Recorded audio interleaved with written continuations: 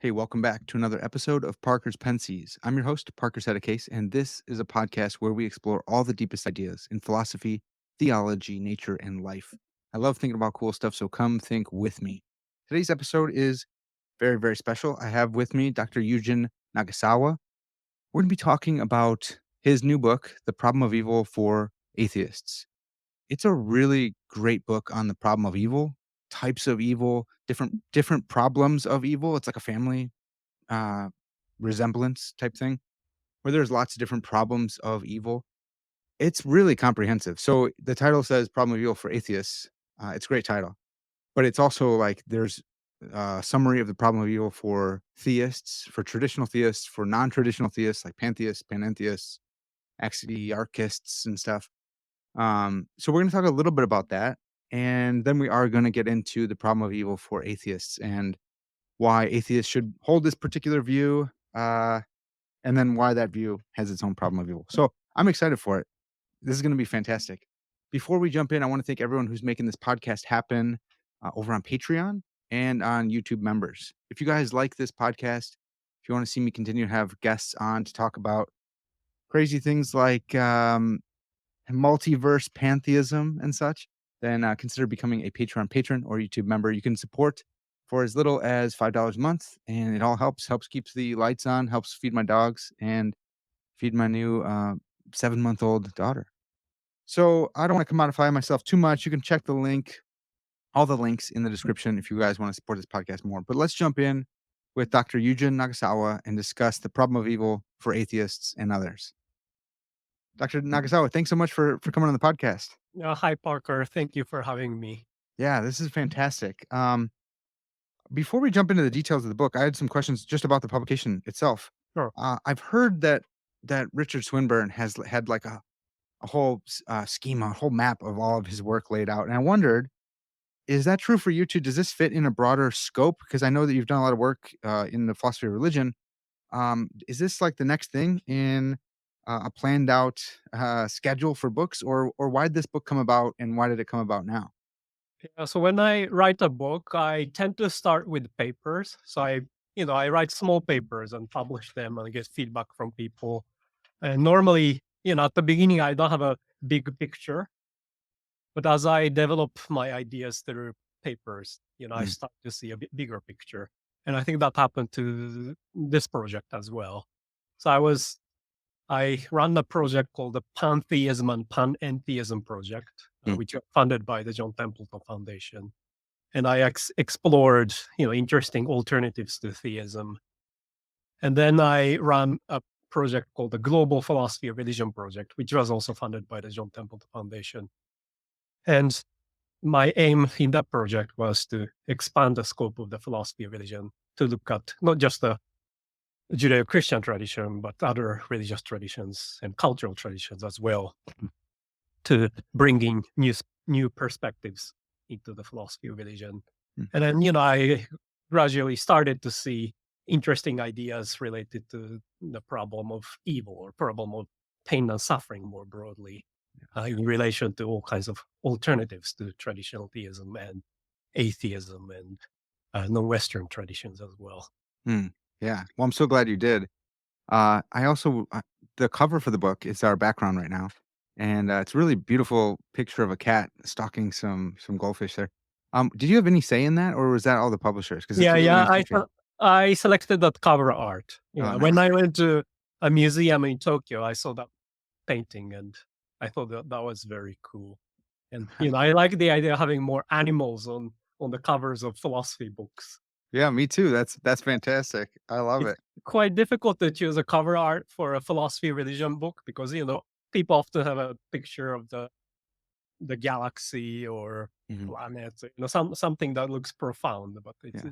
yeah, it's quite difficult. But I thought this picture was perfect because I talk about uh, I have a quote from Darwin in my book where he talks about how come there is so much suffering in nature, and for example, you know even a cat harms mice, and how could this kind of painful suffering can exist in nature. And so I thought that this is a very fitting. Yeah, and you did it in a beautiful way with a painting.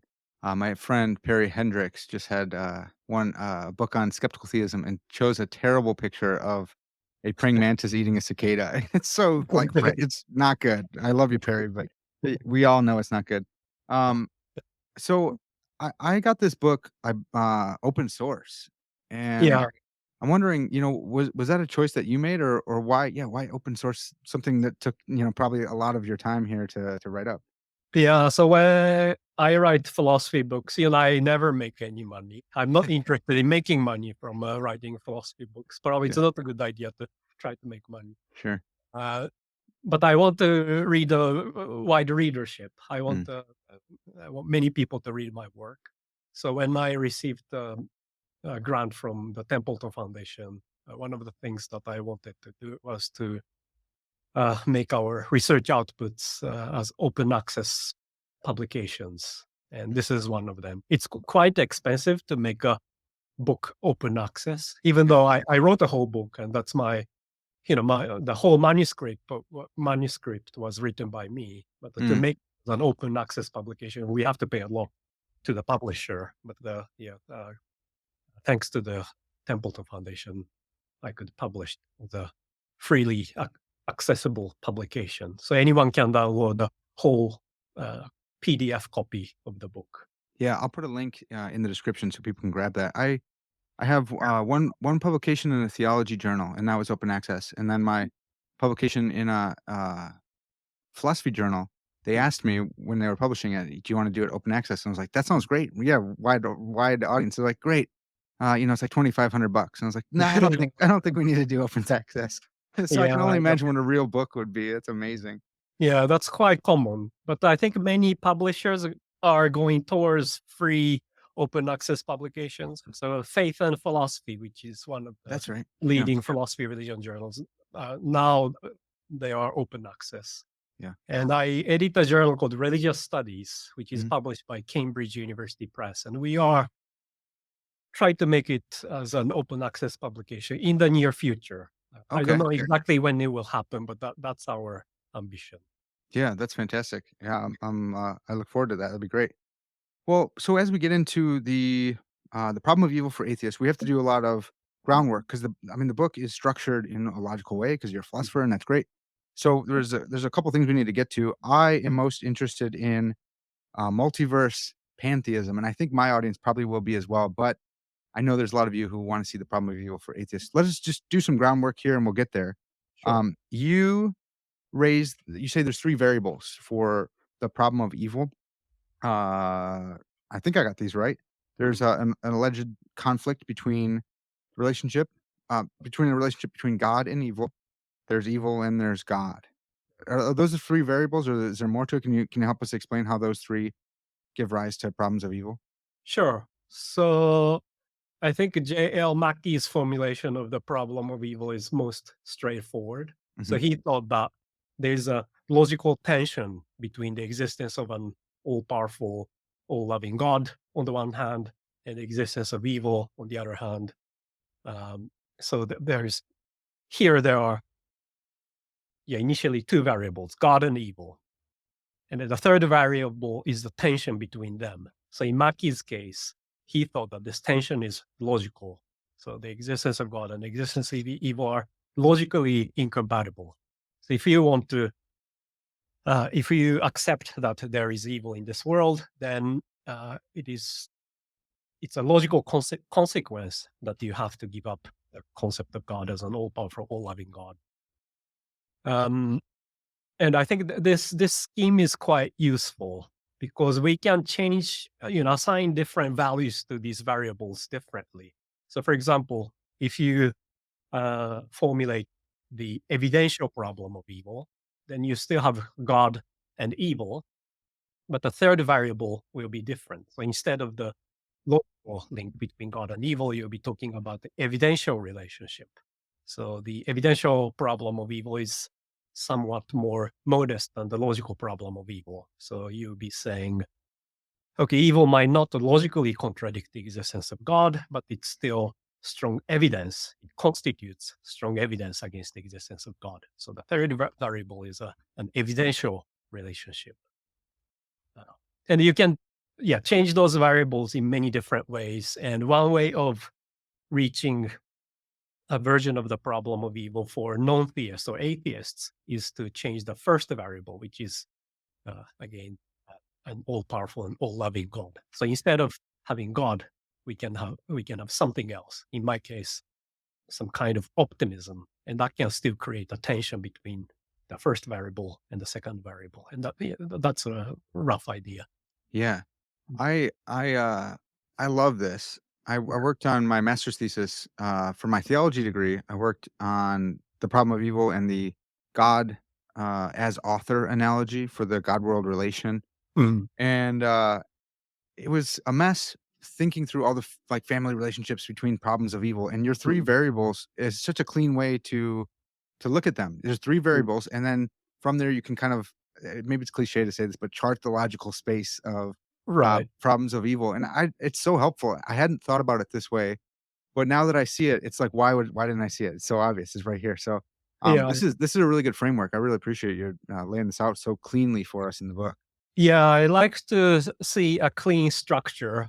Uh, the philosophical literature can be very complex because there are so many different ideas, and I like to classify things to see the overall scheme and structure of the debate. Yeah. Uh, I didn't talk about the second variable, but again, the second variable is evil, and there are so many different formulations of the problem of evil, focusing on different types of evil. So there is the problem of natural evil, which focuses on natural disasters and pain and suffering in nature. So that's one way of assigning a value to the second variable. Yeah. But also you can talk about crimes and wars. So you can talk about moral evil caused by free human agents. So that's another way of assigning that variable. Some versions of the problem of evil talk about an unequal distribution of evil or good in the world. So Mm. how come there are horrific events in this part of the world rather than that part of the world?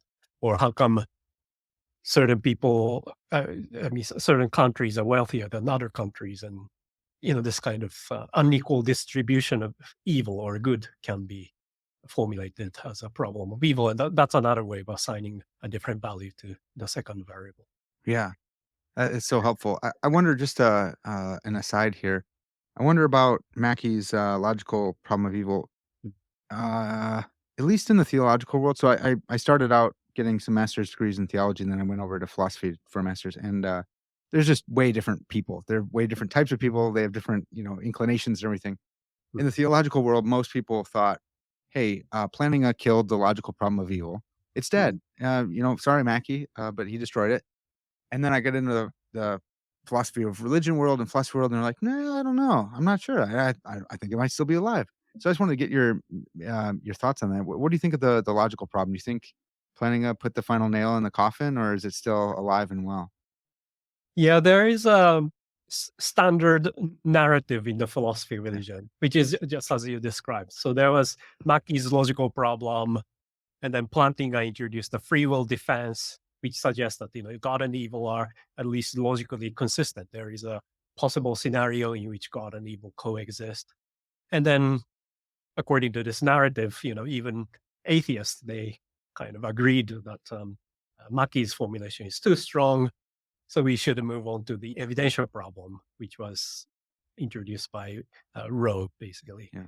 And and now people talk about mainly the evidential problem of evil.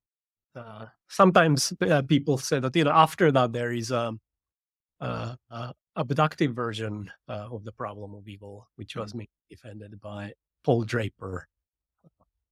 But yeah, I'm not sure if this narrative is really accurate. I think people tend to dismiss Mackey's argument too quickly. It's not entirely obvious that the logical problem of evil is unsuccessful. I think it's still a compelling problem. Obviously, there has to be a lot of steps in showing that God and evil are logically incompatible. It's not like immediately it's like P and not P. There are Mhm. many assumptions and steps to show that God and evil are logically incompatible. Um, So yeah, I think the logical problem of evil is underappreciated. Yeah. Yeah, I think that's right. I think that, it I don't wanna get out over my skis or speak out of turn here, but it does seem like it follows a trend more broadly in philosophy, a move from more deductive arguments to, uh, evidential type arguments, Mm, inductive arguments, or abductive arguments, mm, where it's easier to make those cases too, and to go mm, and then you get some Bayesian epistemology in there, and you mm, can start mm. doing formulas, and it's a little bit easier. So I always like when someone comes out with a nice deductive argument. It seems like, Yeah, it's like, come get me. Here's my yeah, argument, yeah. So I do appreciate those folks. Yeah, I like those nice, clean, clear argument. And as you say, when we move from the logical problem to the evidential problem, and then there's a lot of discussion about how to evaluate evidence and what kind of evidence we should consider, and there are a lot of complications that the logical problem doesn't have to uh, face. Yeah. And if you move from the inductive version to the abductive version, the situation will be even more complex because you have to appeal to Bayesianism and all sorts of technical tools. Yeah. I always avoid it if I can. Yeah. Um, that's people always ask me, like, "Why do you like transcendental arguments?" I'm like, "Look, I don't know if I've ever found a true one, but if we can get one, it'd be way easier than having to do math. So Right. let's look for one if we can find it." I wanted to talk about the nature of evil just a little bit more. You make Mm, this another clear distinction between axiological evil and right. deontological evil, and I think it's going to plays a major role in the rest of Mm, the argument. So, can you mm. help us with that distinction? Sure. So I think this distinction was introduced by Michael Tooley. Oh, okay.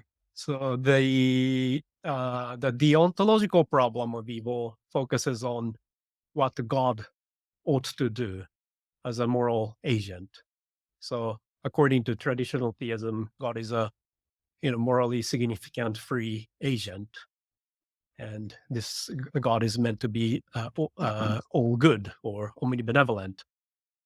Uh, so if God faces uh, people, if God encounters people suffering, then it looks like God ought to save them or God ought to eliminate evil. So it's all the the ontological problem evil focuses on what God ought to do or ought not to do. Mm, Uh, but the axiological problem of evil focuses on the axiological uh, level of the world. So it's not about God as a moral agent. It's more about the the level of goodness or badness of the actual world. mm, So if you believe that there is a God who created the world and God is meant to be all powerful and morally perfect, then your expectation is that the axiological level of this world is pretty high. mhm, And, um, but if you look at the reality, uh, the world is full of pain and suffering. So the axiological level doesn't seem to be that high. And that's the axiological problem of evil. And I want to focus on the axiological problem of evil because the deontological problem of evil is mainly related to traditional theism, mm. uh, which postulates the existence of a morally significant agent. And I want to expand the scope of the problem of evil so that it can raise a challenge for atheists and non-theists. So I want to focus on the axiological level of the world Yeah. instead. Oh, that's really helpful. I love that. Do you think, I know some theists, some philosophical theists would say, like, well, the deontological argument, or arguments, problems of evil based on deontology can't apply to God because God is, not a being.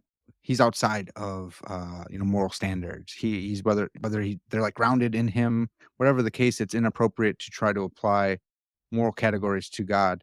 Um, do you find those compelling at all? Mm, yeah, some philosophers would argue that morality in a human sense doesn't apply to God because Mhm. God is not a moral agent in the way that we are.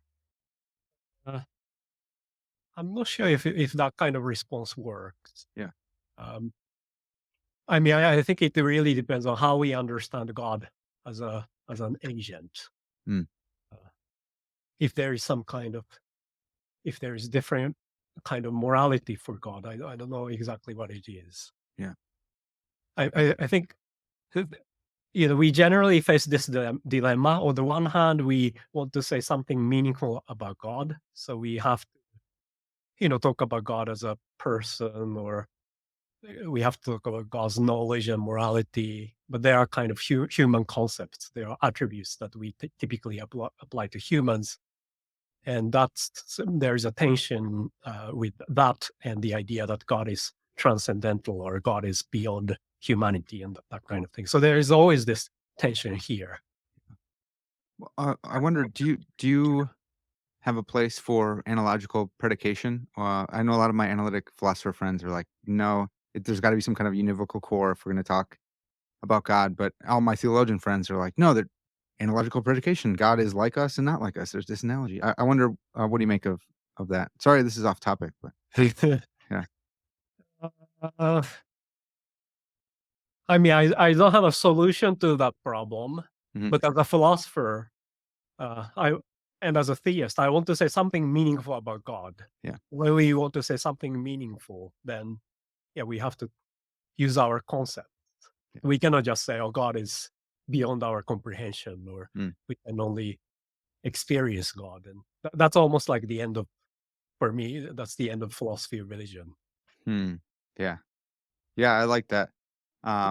Keith Yandel one time gave a lecture at Trinity about ineffability, and he's like, Mm. this concept's no good, and you can't even talk about it. If you want to say God is ineffable, just you can write a whole tome about it.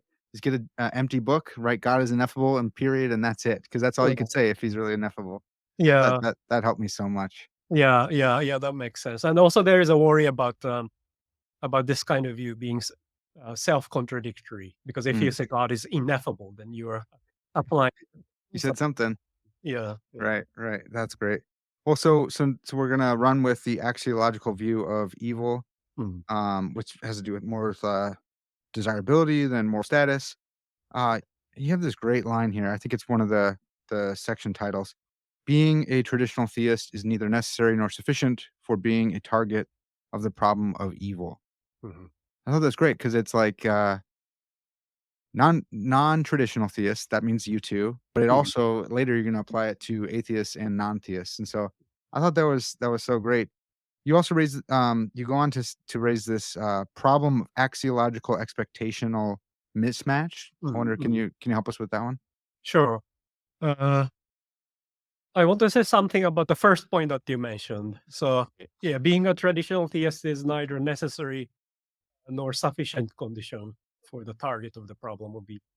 I think that's quite important because people tend to assume that, oh, okay, the problem of evil is just a problem for theists. Mhm, But it's quite obvious that even if you don't believe in God as an all powerful and all loving being, there can still be a problem of evil because you might think that God is extremely, extremely powerful. God is a very, very nice being, and you can still wonder, how come that there are crimes and wars and other things. Uh, and also, let me just think about the necessary condition. I'm trying to remember what kind of move I make in that. Okay, so sorry, I should talk about the sufficient condition here. mm, Uh, just by being a theist is not sufficient to be a target of the problem of evil, depending on how you understand God's nature. So being a theist is not a sufficient condition because it might be the case that you can be a theist while rejecting God's um, significant power or benevolence. mhm, So some theists believe that we can defend a God as the greatest possible being without committing to the idea that God is all powerful or all loving. And if mm, that kind of option is available, then just by being a traditional theist, you are not vulnerable to the problem of evil. And it's related to what you said earlier. So if human morality doesn't apply to God, then this kind of problem, the problem of evil, doesn't arise for theists, Yeah. even though you accept the traditional concept of God. Okay. Oh, so I wonder, in your work on the ontological argument, you talk about God being the greatest Mm, compossible mm, being. And so I wonder if your view of not yours specifically, but if a theist's view of compossibility mm.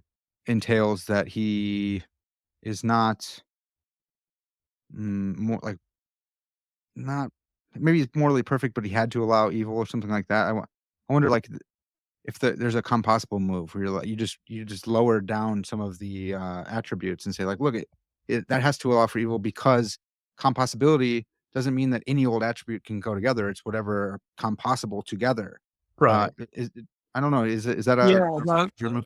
that point is certainly relevant. Okay. So in my book, Maximal God, I introduced or I discuss three types of arguments against the existence of God. So type A argument is about the internal coherence or incoherence of one of God's attributes. So the paradox of the stone says, can God create a stone that he cannot lift? And, this argument or paradox seems to suggest that the concept of omnipotence is internally incoherent. Therefore, there cannot be an omnipotent God. The type B arguments claim that some of the omni attributes are mutually incompatible. So if God is omnibenevolent, then there is no situation in which he tortures innocent children. But if God is omnipotent, then God should be able to do anything. So omnipotence and omnibenevolence are mutually incompatible. Mhm. Type C arguments are arguments like the problem of evil. So there is an external fact that there is evil in this world, and this fact seems to be incompatible with the set of omni attributes, omniscience, omnipotence, and omnibenevolence. Because if God is omnipotent, he can eliminate evil. If God is omnibenevolent, he should be willing to eliminate evil. If God is omniscient, then he knows that there is evil. Uh, However, the type C arguments are a little bit tricky um, because we are talking about this external contingent fact. Mhm. So you can certainly develop a maximal God approach to the problem of evil, saying that, okay, given the existence of evil, maybe God is not necessarily omniscient, omnipotent, and omnibenevolent. But then there's a question about, but why there is this contingent fact that there is evil? How come this fact is realized in this world? Mhm. So my maximal God approach is a little bit tricky here. I think there are clear applications of the maximal God approach to type A and B arguments, but Mhm. the type C argument is, I think, they are more serious, and that's why problem of evil is one of the most important problems for theists. Yeah. That's a really good point. I really like that, and it's always surprising to me because I talk with a lot of non-theist philosophers, and it's fun to get their opinion on theism. A lot of them are like, I remember in undergrad when I did philosophy of religion. It's funny because it's like, man, what an important question. You should probably be thinking about this as well. But I'm always interested to see which ones go for problem of evil and which one go for internally inconsistent attributes or something like that. I'm always surprised. It always surprises me, but I would think go with problem of evil. That's tricky, but Mhm. I know some folks are still going in for the inconsistent attributes. Mhm. In Uh, relation to what you said earlier, I think these type A and B arguments, they are clean and logical and deductive. mm, Uh, in that sense, they are more straightforward, and they are tight arguments. yeah, The that makes sense. type C arguments, like the problem of evil and the problem of hiddenness, they are more complicated in Mhm, that sense. But at the same time, I think especially the problem of evil is important because it also raises existential concerns. So it's not about the logical philosophical puzzle. It's something more than that, and people can really share this feeling that we have when we face pain and suffering in this. Yeah. Yeah, that's a great point too. Oh, those are all good. Well, so getting back to this problem of axiological expectation Mhm. mismatch. Mm. Um, yeah, what does that mean? Yeah. So the problem of evil arises for traditional theists because, again, they believe that God created the world and God is meant to be all powerful and all loving. So their expectation is naturally pretty high. Mhm, Maybe they wouldn't say that the world should be perfect, but they should think that the world is very, very good. And then when they face horrible things in the world, they realize that there is a gap between their expectation and observation. And mhm, that's an example of an axiological expectation mismatch. And this concept is important for me because I want to develop versions of the problem of evil for non-theists and atheists. And then I argue that atheists or non-theists can face an axiological expectation mismatch as well. yeah, So, for example, if you are an axiarchist, you would think that the world exists because it's good that it exists. There is some kind of ethical or axiological foundation of reality. But then you would naturally assume that the world is good because goodness is the foundation of reality. But how come there are horrific things in the world? Or pantheists would say that the world is God or the universe is God. We can assign divinity or holiness to the universe, which sounds quite nice. But then how can we say that this world, which is full of pain and suffering, divine or holy? And that's a pretty straightforward version of the problem of evil for pantheists. yeah, yeah. I wonder if people, as you're talking with people, I wonder if they say if they want to push back on their expectations. So there's this I have this observation and it's contradicting my expectation. Mhm. Why not just go like, hey, looks like my cognitive faculties or my expectational generating faculties are just off. Mhm. Can you go that route and say like, I guess if you go that route, that's like pessimism and like you run into your optimism arguments. Yeah, so pessimism is uh, I would say it's the right move if you want to take pain and suffering very, very seriously. So Mm, pessimists might initially have some kind of optimistic expectation. So they naively or naturally assume that the world should be pretty good, or at least not fundamentally bad. And then they face, with a closer examination, they realize that the world seems to be quite bad.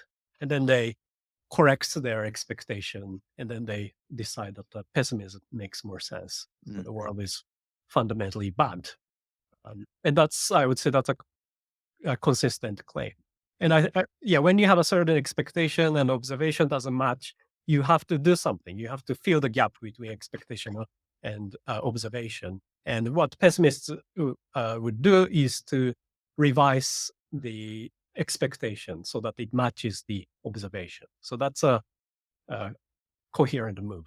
okay, so that one's a live option. I wonder, um, for me, I would think, yeah, that's called pessimism, and you're just trying to embrace it, and you say, hey, look, that's the way the world is. So there's bad in the world. What about the view that says, uh, nature is red in tooth and claw, but that's how we got here? Mhm. If you're, going for just raw Darwinistic evolution, Mhm. can you call that good then? It's like calling good evil and evil good, but I wonder why that perspective isn't brought up as much, where it's like, no, that's actually what generates survival of the fittest. And therefore, the pain and suffering that we find in the animal kingdom is actually a really good thing. I wonder, does anyone ever do that? I feel like that should be a live option as well. For me, yeah, I guess we can talk about the problem of evil for atheists later. Mhm. And but this point is almost like an atheistic greater good theodicy as Mm, a response to the problem with evil for atheists. So they would say that it's a great thing that we exist now, and in order to realize this greater good, pain and suffering were necessary. yeah. So maybe that's a possible naturalistic greater good theodicy. Yeah, I'd never thought of that. Wow. Yeah. Wow, that's a great way to put it. Yeah, well, I'll hold my horses there then. Um, there is this so there's this problem. You go through different problems, again, based on the variables and adjusting them. And Mhm. there's this problem of no best world. Mhm. And for me, studying like Plantinga and some of the folks in that era, I didn't read the section close enough, so I thought I could Mm. just ask you about it. Yeah. But the problem of no best world Mhm. to me always seemed like a solution that Plantinga gave against, like, Leibniz and objections against Leibniz, where it's like, there's no best possible world because you can always add I think Plantinga says a hula girl, a dancing hula girl, Mhm. or one more, palm tree or something. All right. Yeah, yeah. That's what Plantinga says in relation to the problem of the ontological argument Yeah, for yeah. the existence of God. So So what's the problem of no best world? And is it related to that, in the ontological argument literature? yeah, it's kind of related. So the problem of no best possible world says,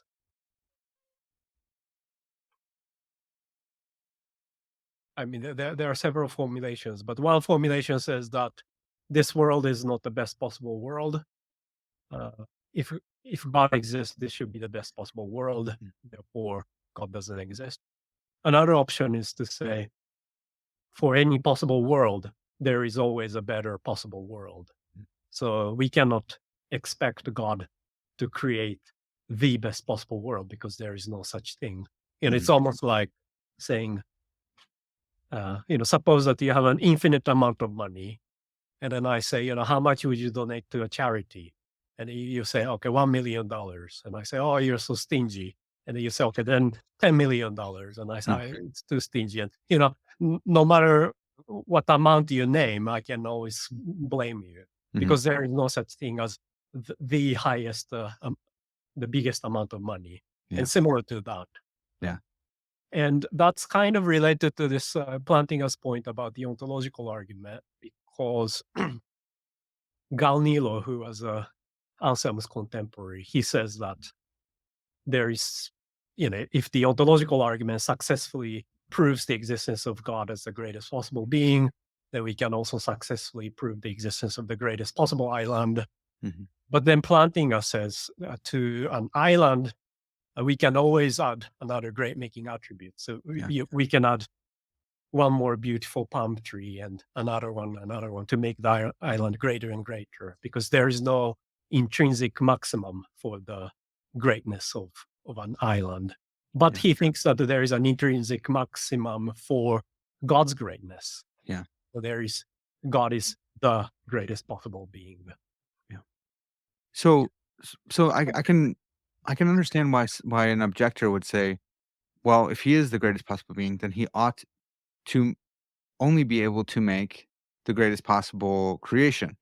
And when you say, well, this creation isn't the greatest possible one Mhm. because I can imagine one better. But it seems like a stalemate because it's like I can imagine something better, one more good thing. Mhm. But then you say, yeah, but you can go on forever, such that he would never be able to actually make it. And you Mhm. go, yeah, but if he's perfect and he's great, he's the greatest. Why can't he make it? And so it's like, I don't know. Does it ground out in just intuitions about what is possible, or is there a set solution that we can actually break that symmetry? Yeah, this debate can be quite complicated because we have to talk about humans as free agents, Okay. like, because the overall greatness of the world might be dependent on our morally significantly free actions. Mm. I mean, Yeah. Then. Leibniz thought that this world is the greatest possible world, even though he didn't think that this is like a perfect world. He acknowledges there is evil. One interesting thing is that so Schopenhauer thought that this world is the worst possible world, but in a funny way, he says that this world is almost fine tuned in such a way that this is the worst possible world. And if you try to make this world worse, then this world doesn't exist anymore. uh, So in a way, he's almost like saying this world is the greatest possible world as well, because this is the only possible world that can be realized. Yeah. Yeah, it's the greatest and worst then. Yeah. Yeah. Mm. And the most medium, I guess, too. It's like yeah, that's pretty good. I saw some good stuff, a couple quotes from Schopenhauer, and I thought that was great. Just seeing that in an analytic work is like, "Oh, cool." Yeah, and Yeah. there's some Nietzsche in there as Um, well. yeah, there are Um, a lot of interesting ideas in their work, yeah, which are often, overlooked by analytic philosophers. yeah. Well, so I do wanna talk about, multiverse pantheism. It's Mhm. not a concept I've thought about, and Mhm. I don't know why I haven't, but this is really great, and so you broached it for me. You you also in order to get there, you talked about Lewis's Mhm. modal realism, and I'm trying to remember exactly what you said, but you said, like, it was a really good take on Lewis where, he doesn't think that all possible worlds are actual, Mhm. but you just, said, like, this one is indexical such that it's, like, it's Mhm. ours, and that is in Lewis, but do you remember that? Because I don't have it. I should have Yeah. written down exactly what you said. Yeah, so Luke is a modal realist. So Mhm, he thinks that all possible worlds exist.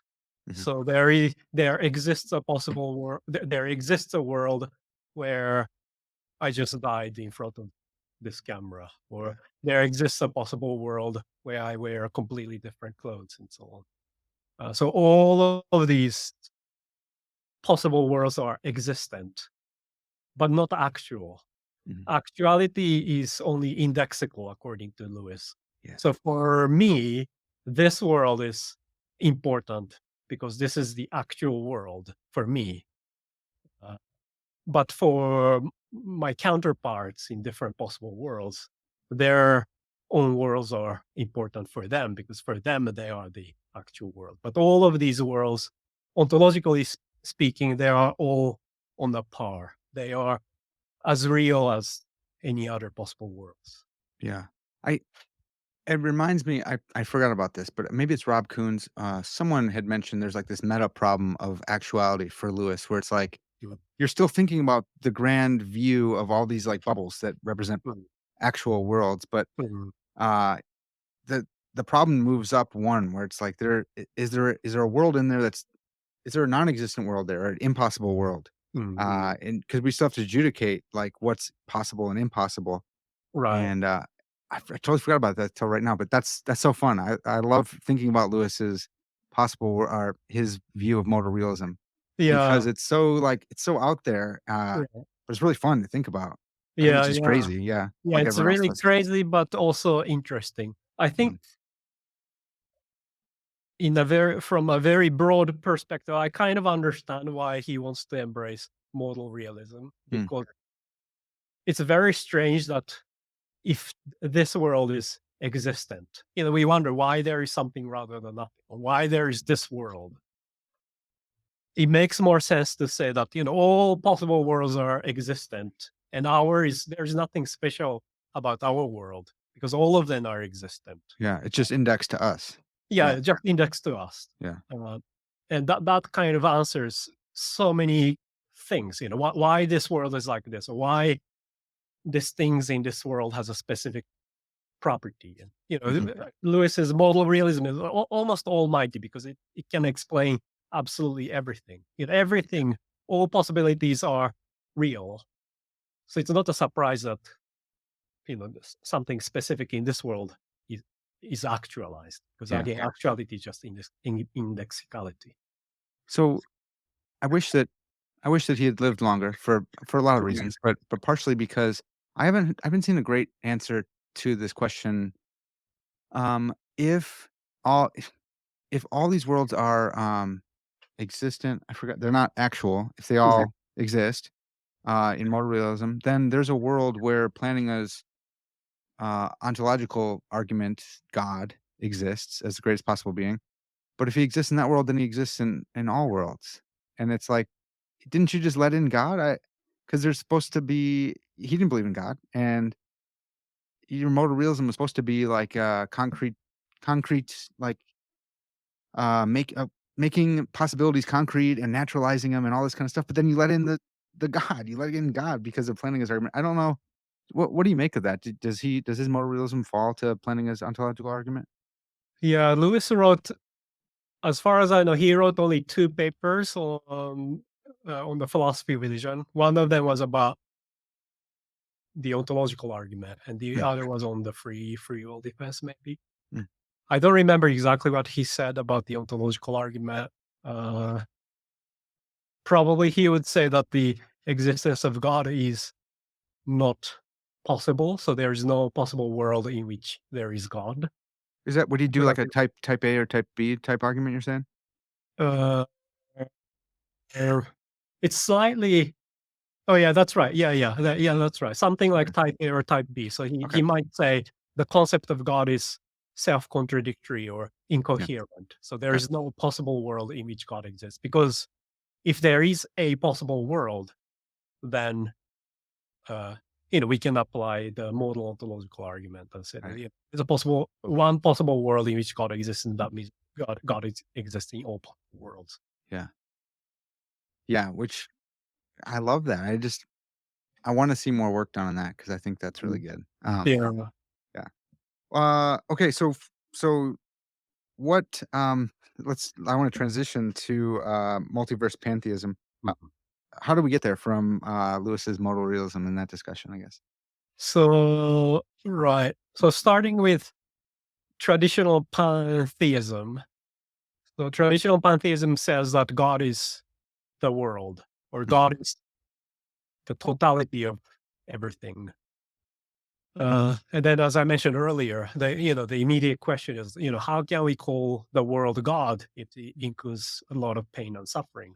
mm, Um, and and also there is a concern about, how more generally, how can we attribute holiness or divinity to the world, which is just the world, just where we exist. yeah. And one idea is to appeal to encompassment.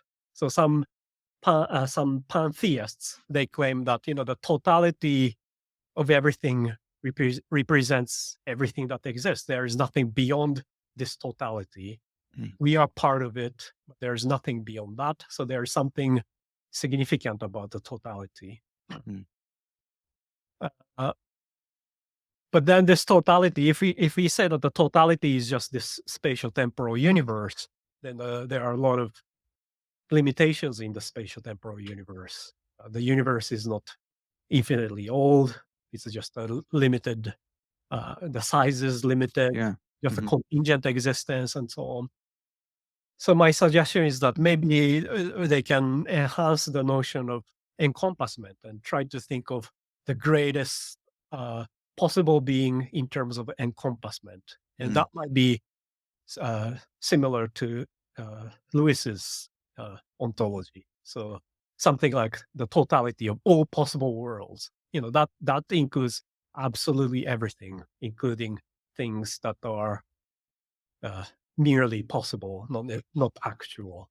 yeah. And I think there is something attractive about this kind of view. So God is identical with logical space, the totality of everything that is possible, and we can assign necessary existence or ultimate encompassment, or uh, even some of the attributes that traditional theists attribute to God. I was thinking of immensity. It sounds like encompassment. That's kind of fallen out of fashion, but Hmm. guys like Ross Inman are bringing that back, and that was a traditional doctrine of the God is immense, and then from there Right. you get Yeah. omnipresence and such. Yeah. There's nothing more immense than the totality of everything. There's Right. absolutely nothing beyond that. Yeah. And also, it's immutable, timeless, changeless, and so on. Mm, So I say this kind of view is quite attractive. Uh, but the problem is that by making the pantheistic God very encompassing, it also enhances the problem of evil, which is mm, quite ironic, because if you try to encompass everything in the concept of God, then you are including all possible instances of evil in God. yeah. So in a way, it's worse than the traditional pantheism, because traditional pantheist has only this universe as God. So you need to only worry about some uh, horrible events in this world. But if you are modal realist and you identify God with the totality of everything, in that sense, then you have to worry about all possible instances of evil, such as, innocent people are eternally tortured. This kind of horrific things are not realized in the actual world, but you have to worry about all instances of evil in possible worlds as well. And, so maybe Lewis would say that he'd give a type A or type B argument against planning as a Mm, perfect being, but that leaves on the table other views of theism with mm, a less than perfect being, mm, and those are actual those exist mm. in Lewis's modal realism, Mm. and so Right. then there's like different views of hell going on Mhm. in different possible worlds or actual world or in different worlds. Mhm. So there's like a bunch of suffering going on in Mhm. Mhm. all these different ones. And what's I always have a hard time wrapping my head around is that Lewis's world could include each world could have a multiverse if that's like the truth of our world. It's just that each world is separate from the other one. So it's not like Marvel where you can go to different worlds, but a world might be a multiverse and then another Mhm. multiverse and then a so you're like Yeah. there could be like compounded suffering going on.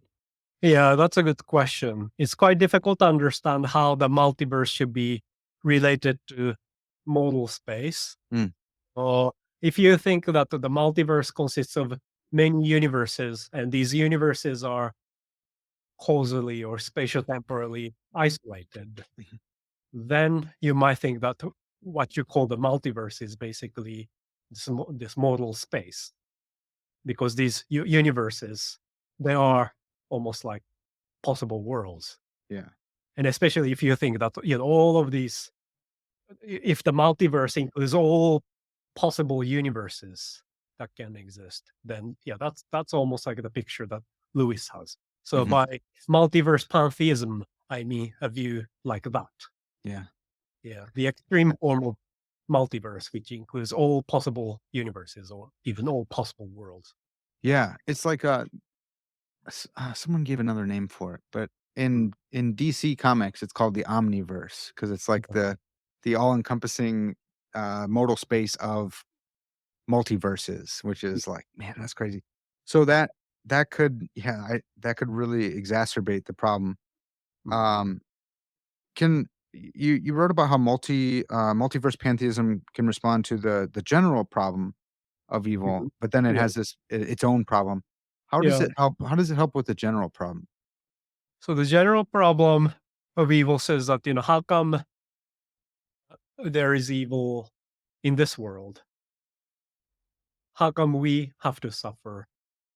The multiverse pantheism says that, there's nothing special about this world. Mhm. The entire multiverse realizes all possible forms of evil, and ours is just one of them. Yeah. So this is not a problem. And if I say, but I want to know why I have to suffer. But in this picture, I'm just one of many possible beings. Yeah. So there has to be a world or universe like ours.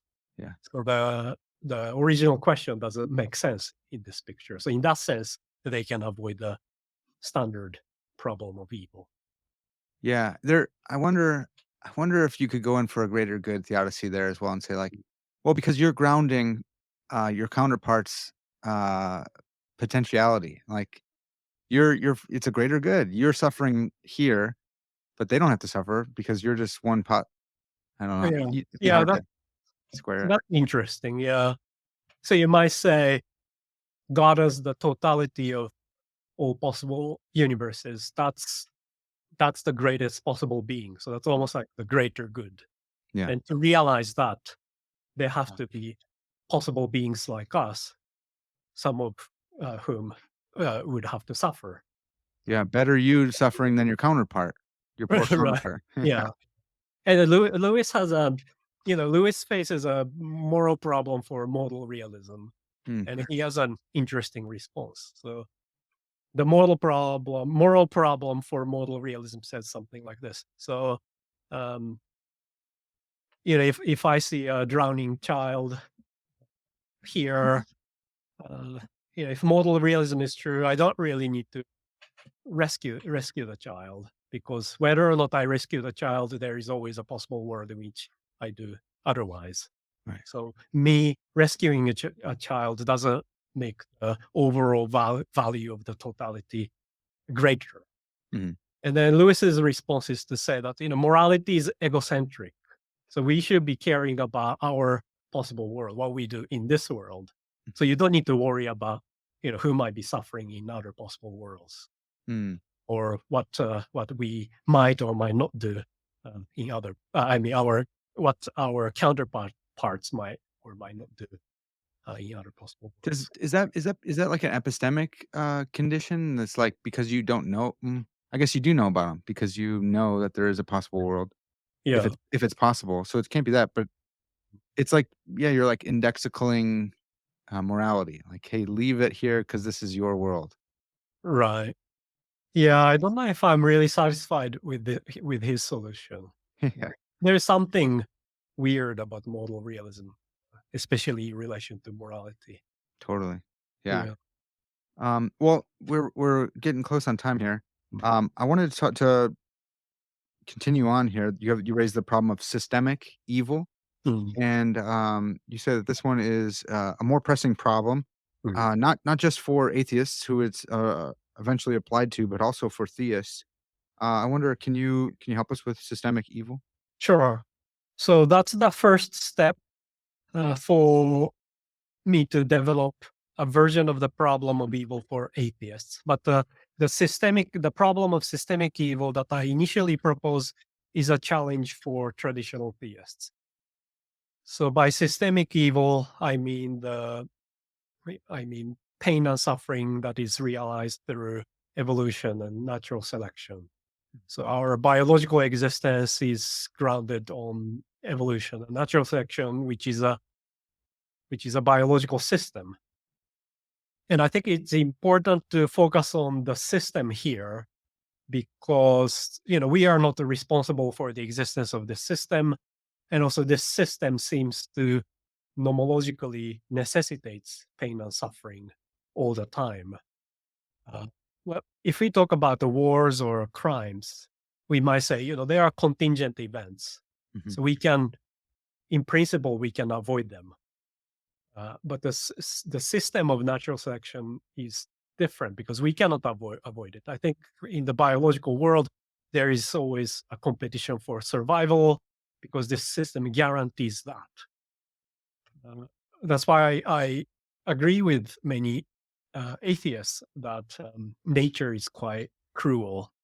It's a very violent, unfair, and horrific thing. Mhm. And this creates a very deep problem for traditional theists, because they would have to say that, God created this system. Free humans are not responsible for the system. And how could God uh, realize this kind of system if God is all powerful and all loving? So that's the first step of my argument. I wonder, this is gonna be way from left field, so don't worry if you don't wanna answer it, but I wonder if there's an anti-natalist argument about, sentient AI here, because Mhm, you are creating the system, mhm. and if there's pain and suffering, if you agree that systemic evil is a problem and out of our control and is an argument against God or a problem for atheists because of evolution and such, if the system is the problem, then you Mhm. shouldn't create a system wherein potential harm can happen to a sentient being if Yeah, AI can be sentient. yeah, I think you're right. I think systemic evil is, in one sense, worse than ordinary contingent evil. So Hmm. if you create a system that necessitates pain and suffering, that's very bad. Yeah, By creating, AIs, artificial intelligence systems that would experience pain and suffering, then yeah, we are doing something really bad. yeah. Yeah. I know some. there's different models going on, but there are there's literally evolutionary systems which are trying to Mhm. uh, realize Yeah. or bring about artificial general intelligence by Mhm. way of evolutionary systems. And he's like, Mhm. you're doing it. You did it. If you think this is bad, you're doing it right now. Um, Right. be, I do have to ask you this before we move on real quick. Mhm. Do you think that machine consciousness is like a metaphysical possibility? Uh, I don't have a sophisticated philosophical argument, but my intuition says no. Okay, yeah, I'm with you. However, it's very difficult to determine whether or not the machine has consciousness because it's it's almost as difficult as determining whether or not you are a philosophical zombie. Yeah, Because yeah, I it don't might be have worse. any definitive way to prove that you are actually experiencing something inside Right. or not. Right. Yeah. Yeah. I'm right there with you. I think that's right. Okay. Okay, so let's transition back. The problem with systemic evil. We it is more pressing for theists as well. So how does this apply to atheists? Mhm. We're gonna have to talk about your argument for optimism.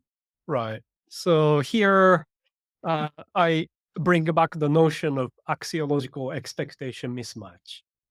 And then I say many atheists, as far as I know, are some kind of optimists. So they tend to believe that overall and fundamentally the world is good or not bad, at least. Mm, And if they want to embrace this kind of view, then they face the problem of systemic evil because according to the problem of systemic evil, this world or nature is systematically evil. It necessitates pain and suffering systematically. And if we live in this kind of world, how can we embrace optimism? mhm, So that's the core of the problem of evil for atheists. And of course, pessimists, they can say, we are atheists and atheism is consistent with pessimism. So we can just say, okay, the world is not overall and fundamentally good. And that's fine. And yeah, I agree with them. Their view is consistent. But I mm, would think that there are, there aren't that many uh, atheists who embrace that kind of pessimism, probably apart from antinatalists like David Renatar. yeah. Um, so I wonder, the goal of the book, is it? It seems like it's targeted at optimists to move, like either move over and become a theist, Mhm. because you end the book by giving some advantages of traditional theism, Mhm. or move over to pessimism. But it's like you should be a moderate optimist if you're an atheist, but that's an unstable position. So get off of Mhm. there and pick one or the other. Does that sound right? Yeah, that's a nice way of putting it because, yeah, as you say, I think atheistic optimism is an unstable position. Mm, It's clearly consistent to embrace atheism and pessimism. That's a mhm, very stable position. And arguably, theism and optimism are compatible. You can dispute that, but there's not so obvious conflict between theism and optimism. But if you want to have atheism and optimism, that's very difficult. yeah, It's a yeah. very unstable position. Do you think that theism and pessimism is equally unstable position?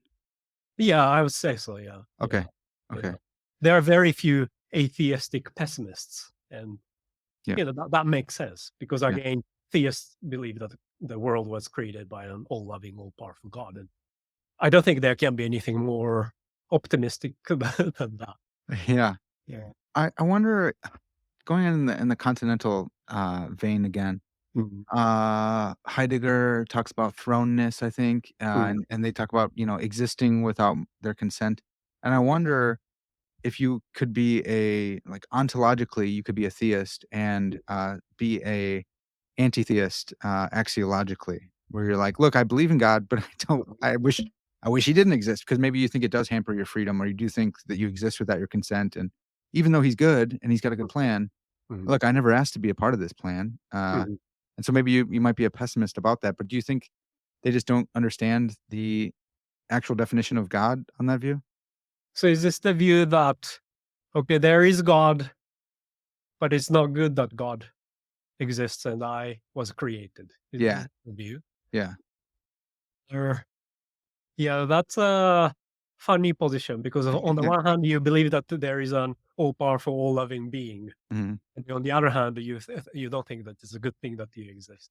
Yeah, But this thrownness is an important concept, I think, okay. because I have this existential concern about life and evil and that kind of thing because I feel like it's almost like suddenly we exist. There is no Yeah, manual how to live or right.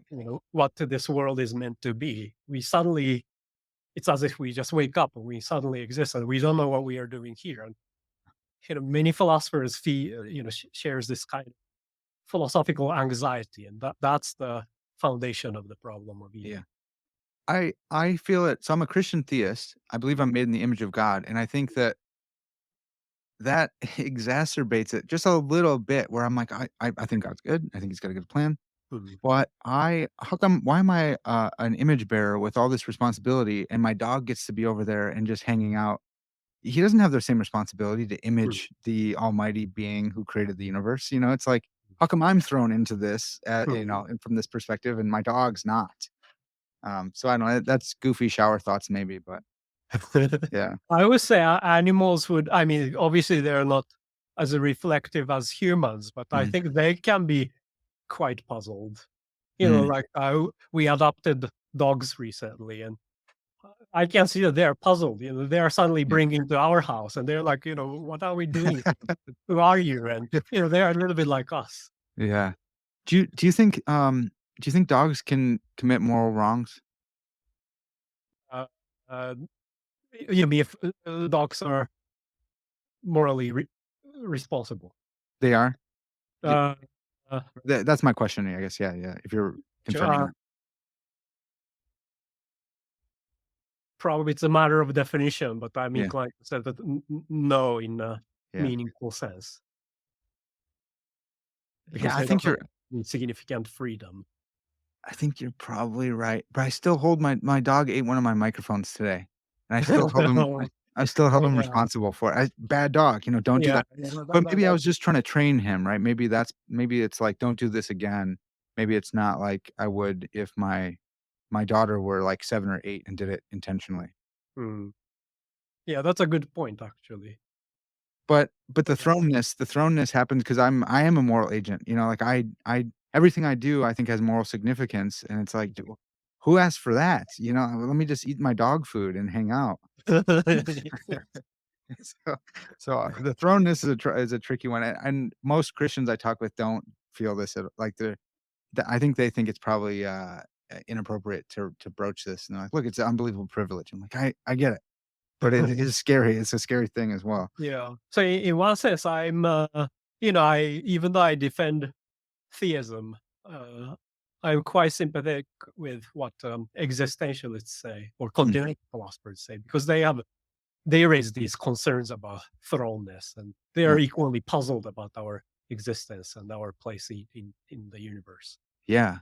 Yeah, I think admitting that is, gonna raise a problem, of evil for you from analytic philosophers right now. Mm. That you how dare you and talk nicely about the Continentals. Uh, so we'll see if that happens. Um, well, this has been so fantastic, Dr. Well, Nagasawa. can Thank we mention one last Please, point? please, Yeah. yes. Yeah, So the final step of my argument yeah, is to say that, okay, now theists and atheists, they face the problem of evil. And here, ironically, theists are more advantaged than atheists.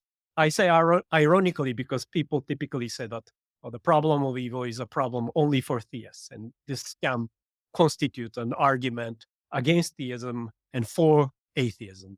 But I say, once we agree that theists and atheists face the problem of systemic evil, then suddenly theists seem to be more advantaged because suppose that atheists can come up with a naturalistic solution to the problem of systemic evil.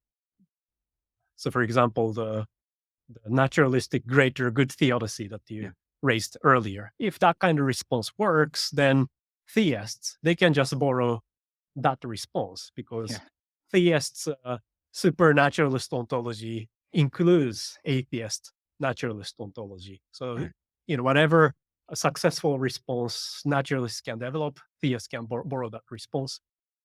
Well, Uh, could the naturalists say like, well, let's how about parsimony though? Because you mhm. have supernatural realm, yours includes my natural realm, so I win because mine's more parsimonious than yours. Th- that's uh, that's possible. That's a little bit tricky because that goes beyond the problem of evil Sure. itself. So there's a question about ultimately which view is more parsimonious. Mm, That's a good question, but it's kind of beyond the problem of sure. evil, I think. Okay. Uh, and then suppose that theists can find a supernaturalist solution to the problem of evil by appealing to, supernaturalist resources. Then atheists, they cannot borrow that response because their ontology doesn't include supernaturalist things. Yeah. And I think, in fact, theists have a lot of supernaturalist resources. They have a lot of things to appeal to.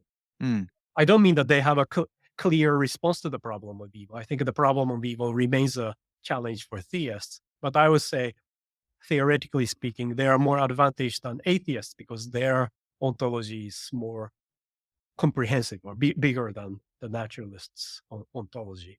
yeah, yeah, they have more tools for potential explanations as well. Yeah, Yeah. yeah. I would say either, metaphorically speaking, either theists can win or draw, while atheists can only draw or lose with Mm, respect to the problem of evil. that's good. Well, you opened up the door again because I have one more question. Sorry, I totally Mhm. forgot to ask.